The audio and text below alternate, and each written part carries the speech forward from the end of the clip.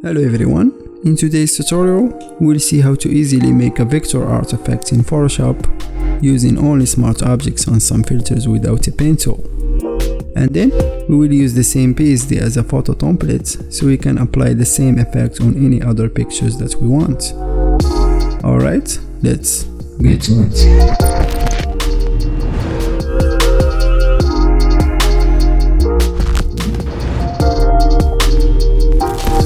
Alright, first if you want to help support this channel, check out Envato Element and also the sponsor of this video.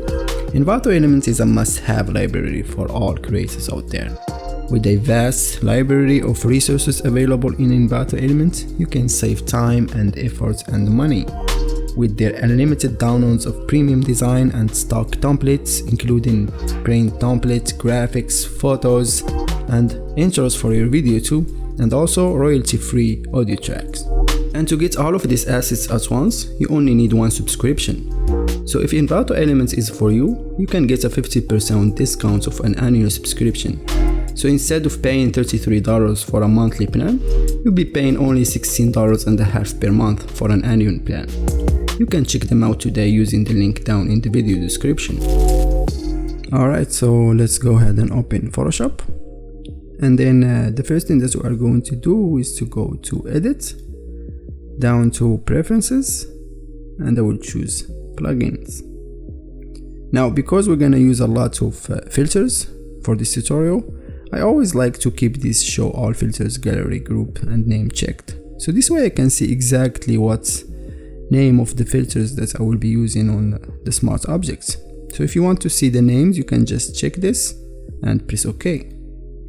Alright, now we'll go and open a new document. So let's go to File, New, and I will put 3400 pixels in the width and 2000 pixels in the height and 300 in the resolution, and I will keep the color mode set to RGB and 8 in the bits in here, and I will press OK.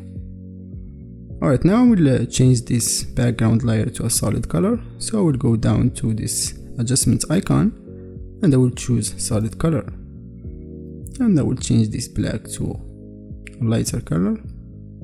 Maybe I'll add a little bit of orange, and of course we're gonna go back and change this layer if we want, and I will press OK. And let's delete this background and name this BG for background. Alright, now we'll create a new layer by one click on this new layer icon, and I will name it Image. We're gonna place our image in here, but we're gonna convert it first to smart objects. So let's right click and choose Convert to Smart Objects, and then I will double click on this smart objects in here, or you can right click and choose Edit Contents in here. Alright, now we need to open our image in here, so let's go and open it. But first we're gonna cut the model from the background, so I will take it and open it in a new tab alone. As you can see, I open it in here, not in the smart objects tab in here. So in here we're gonna cut it. So let's go to Select and choose Subjects. As you can see, we have a very good selection because it's a solid color. So let's just go ahead and apply our layer mask on it, and this way we have it cut. Alright, now we'll make sure that I'm in my move tool, or you can just press V in your keyboard and just drag the image and open it in this smart objects document in here or tab. And then I'm gonna press Ctrl or Command T, and I will make the model smaller, or the image smaller, so it will fit with the canvas. Alright, so somewhere around here, and I will just one click on this check mark. Alright, now we need to save these smart objects. To save the changes of the smart objects, you can either press Ctrl or Command S on your keyboard, or you can just close this tab in here, and it will ask you if you want to save the changes. Just press yes, and this will save all the changes. But let's close this tab in here, and as you can see, we have the model inside this smart object layer. Alright, now we're gonna start applying our filters. So let's go to Filter and go down to Sharpen and choose Smart Sharpen. Alright, so for the amount, I put 240%, and in the radius I put 4, and for the noise I put 40%.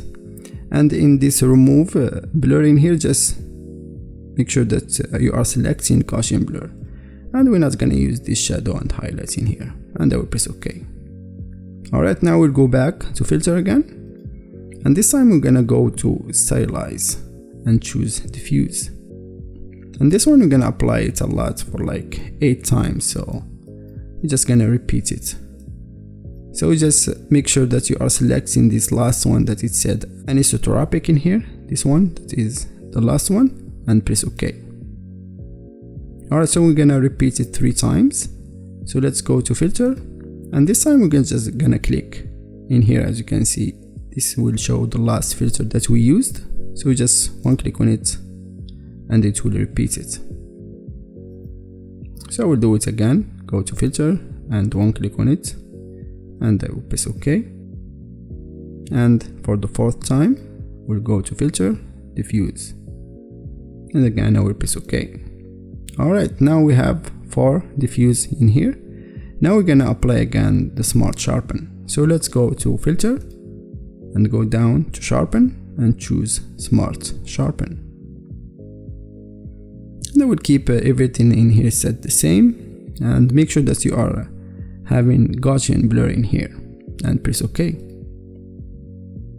And again we're gonna apply 4 diffuse like we did in the first sharpen. So let's go back to filter, stylize, and choose diffuse.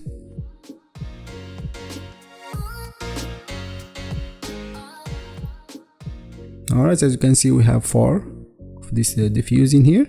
Now we're gonna apply another smart sharpen. This will be the last one. So let's go to filter, sharpen, and choose smart sharpen.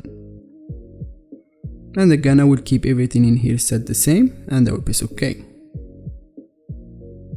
Alright, so we're done with our first filters options that we're gonna put for this first smart objects. So we're just gonna hide these filters in here, and then I'm gonna again convert this smart object to another smart object. So we're gonna apply some filters on this new smart object. So I'm gonna right click and choose convert to smart objects, and this will leave us with a new smart object.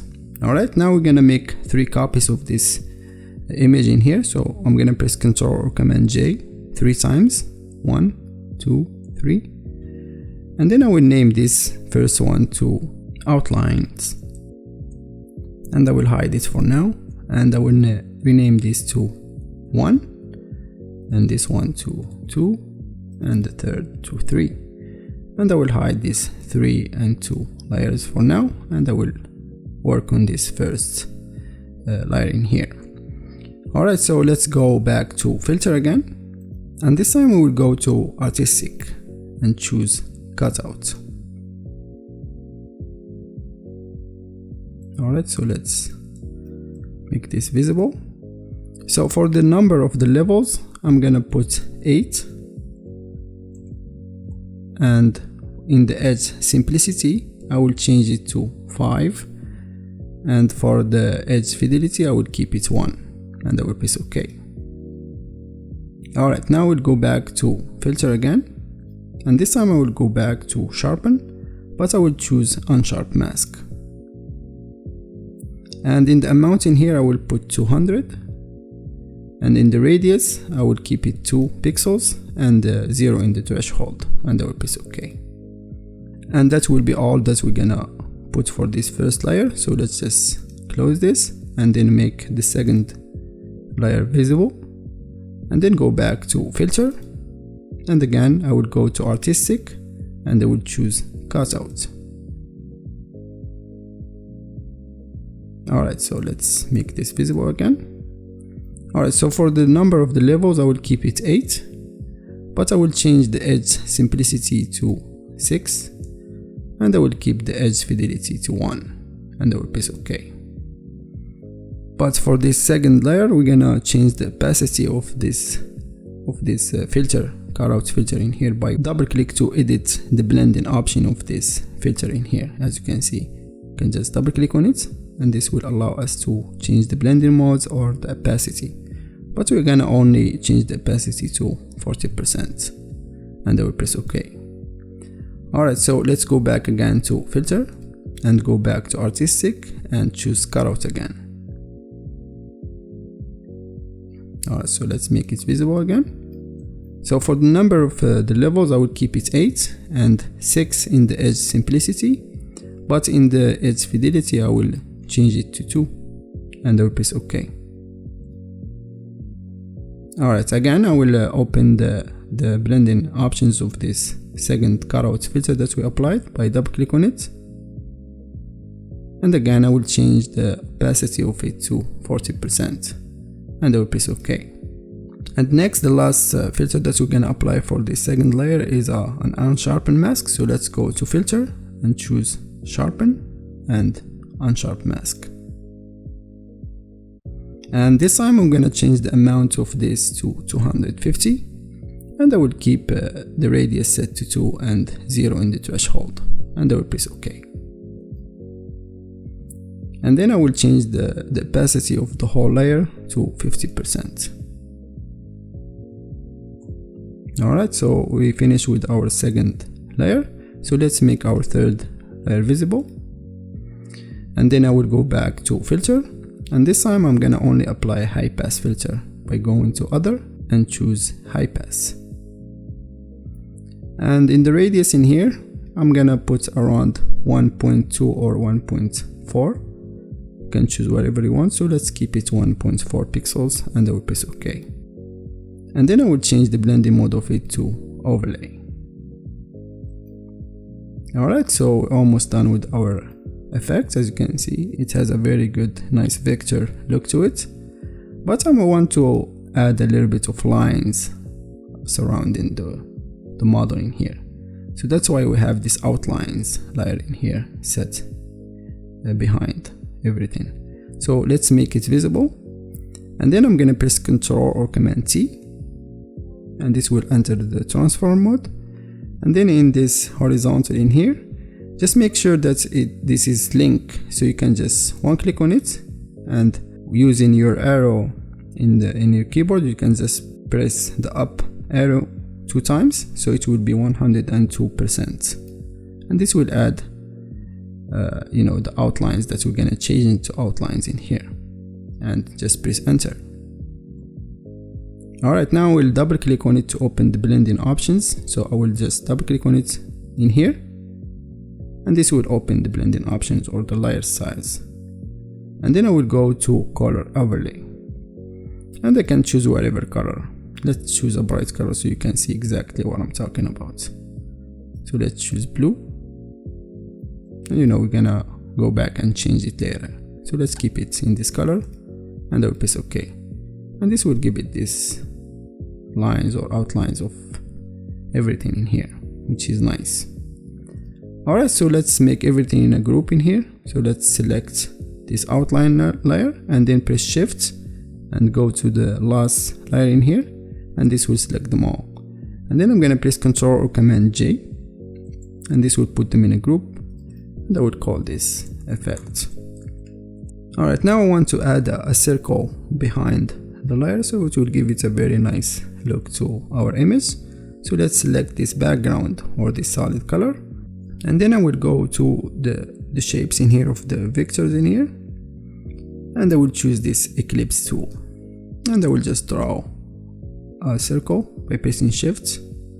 Just draw it like this, somewhere around here, and I will just let go. And then I will change the color of it to, let's sample the same color of the background and make it a little bit darker. Maybe let's put blue, so it will match the same color in here. You can choose whatever color you want. It will add a very nice effect to it. Alright, so let's keep it like that, and I will press OK. Alright, so we're almost done. Now we're gonna add a little bit of adjustment to our effects in here. So let's go to this adjustment icon and choose vibrance, and then I will clip it to this folder that we have in here by one click on this clipping mask icon, and I will put around 30 or 40 in the vibrance in here. So let's put 35, and in the saturation I'm gonna put 6 or 7, so let's keep it 6. This will add a little bit of color, as you can see. Alright, now we're gonna add another adjustment, so we'll go to adjustment icon and choose levels, and I will go to the RGB and choose blue, and we'll add a little bit of blue to our image, so to give it this artistic feel to it, and a little bit of yellow. Alright, so let's go to the RGB and choose red, and we'll add just a little bit of red in here. Alright, so let's go and choose RGB channel, and I will just adjust the shadow a little bit, around 12, and a little bit of white. Alright, so as you can see, it will give it this really nice feel to it. Alright, so we are done with our template. Now we can try it with another image. Alright, so let's open this effects folder, and you can just double click on wherever layer in here. So let's double click on this, and as you can see, this will open the first smart object that we created. So we're gonna again double click on it, and we're gonna replace our new image in here. So let's go and open another image. So let's try with this one and open it directly to the smart object this time, and I'm gonna replace it somewhere around the same position, something like that.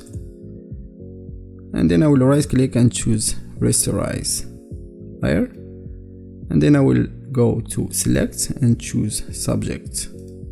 So I will cut the background of the image, and I will apply a black layer mask, and I will make sure that I'm hiding this first image that we had, and then I will just close this smart object and make sure to press yes, so it will save all the changes. Alright, so as you can see, our first smart object is saved. Now we're gonna do the same. We're gonna close this second smart object and make sure to press yes, so we'll have our effect. And as you can see, we have the same effects applied on the same image. And you know, for the circle, you can just adjust it to whatever height you want, so you can just resize it so it will fit with the same with the other image that you are using. And for the outlines, you can change it to whatever color you want. You can just open the outlines layer in here and double click on this color overlay and change whatever color you want. You can, for example, choose white, press OK and OK, and you have the outlines in the white in here. And you can change the color of the circle as well by just double click on it and maybe sample the same color that you have in the image. So let's sample the color of the clothes, maybe make it a little bit lighter. Alright, so let's keep it like that, and I will press OK. And also the color of the background, it's a solid color. You can just double click on it and choose whatever color you want. For example, you can make it white or black, whatever you want. That's very cool about this photo template. You can edit whatever you want. So I will make sure to upload this PSD, so you can just either follow this tutorial and make one your own, or you can just download this one for you guys. Alright, so I hope that you enjoy and you like this tutorial and it was a little bit helpful for you. If you tried this, let me know. I have all the links down in the description below. And don't forget to subscribe and comment, and wait for more tutorials to come, and have a nice day. Thank you for watching.